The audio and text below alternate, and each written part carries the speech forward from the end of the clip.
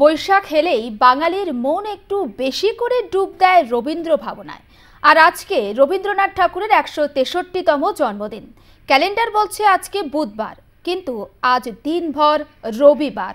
আমরা নজর রাখবো শান্তিনিকেতনের দিকে, সেখানে কিভাবে আজকের দিনটি উদযাপন করা হচ্ছে। চলুন সরাসরি যাই, প্রতিনিধি সুব্রত বন্দ্যোপাধ্যায় রয়েছেন সেখান থেকে। সুব্রত, কি ছবি ধরা পড়ছে?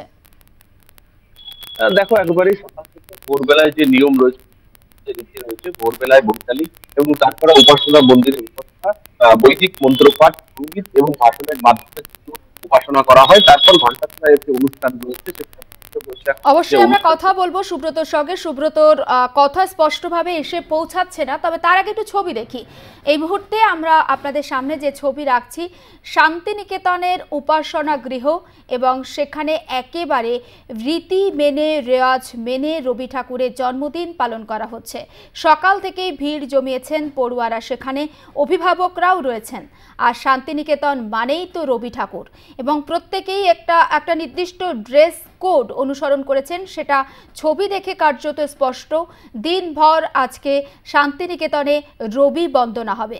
কবিগুরুর গান, কবিতা, নাটক, শ্রুতি নাটক, সব কিছুতে আজকে শান্তিনিকেতন একেবারে মুখরিত হয়ে উঠবে। আমি আবারও যাব সুব্রতর কাছে। সুব্রত, যেমনটা জানাচ্ছিলে।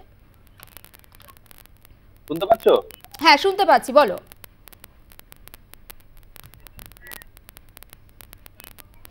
সুব্রত, তুমি যেমনটা জানাচ্ছিলে, একটু আবহটা বোঝার চেষ্টা করব শান্তিনিকেতনের।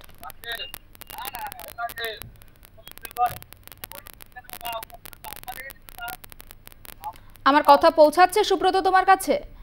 কোনোভাবে টেকনিক্যাল ইস্যুস হচ্ছে, আবারও যোগাযোগের চেষ্টা করব। তবে ছবি দেখুন, শান্তিনিকেতনের ছবি, এবং আজকে কবিগুরু রবীন্দ্রনাথ ঠাকুরের জন্মদিন। আর সেই জন্মদিন উপলক্ষে একেবারে সেজে উঠেছে শান্তিনিকেতন। সেখানে পড়ুয়া, অভিভাবক এবং শিক্ষকরা ভিড় জমিয়েছেন। আমি আবারও যাব সুব্রত বন্দ্যোপাধ্যায় শান্তিনিকেতন থেকেই সরাসরি রয়েছেন আমাদের সঙ্গে। সুব্রত, ছবি দেখব, পাশাপাশি একটু আবহটা বোঝার চেষ্টা করব কিভাবে রবীন্দ্র জয়ন্তী সেখানে পালন করা হচ্ছে।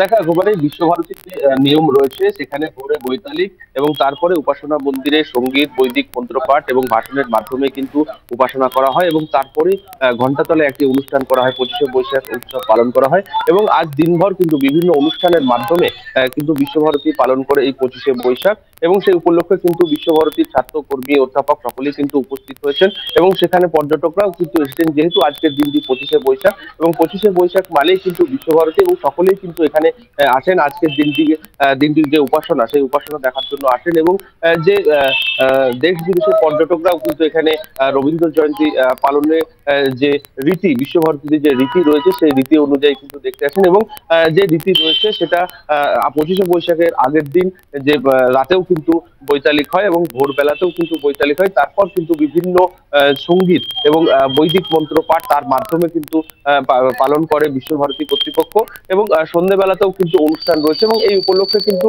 সকাল থেকে কিন্তু আমরা দেখেছি যে বিভিন্ন ছাত্রছাত্রী, পড়ুয়া, অধ্যাপক সহ বিভিন্ন এলাকার মানুষ কিন্তু এসছেন, পর্যটকরা কিন্তু এসছেন।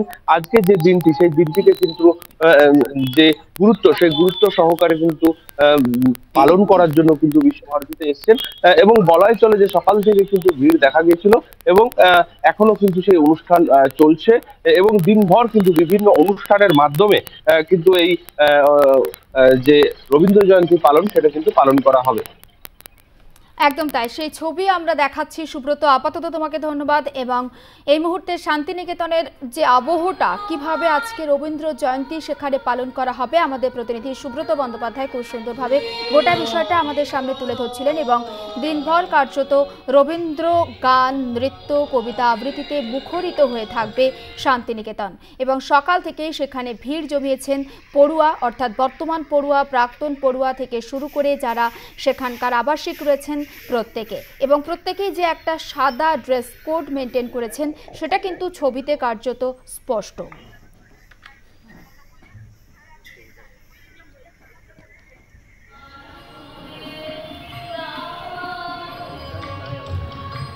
গানে, গল্পে, কবিতায় রবি শরৎ, শান্তিনিকেতনের ছবি দেখাচ্ছি। এবং সকাল সকালই সেখানে ভিড় জমিয়েছেন অসংখ্য মানুষজন, এবং সকালবেলা উপাসনার মাধ্যমে সেখানে শুরু হয়েছে রবীন্দ্র বন্দনা।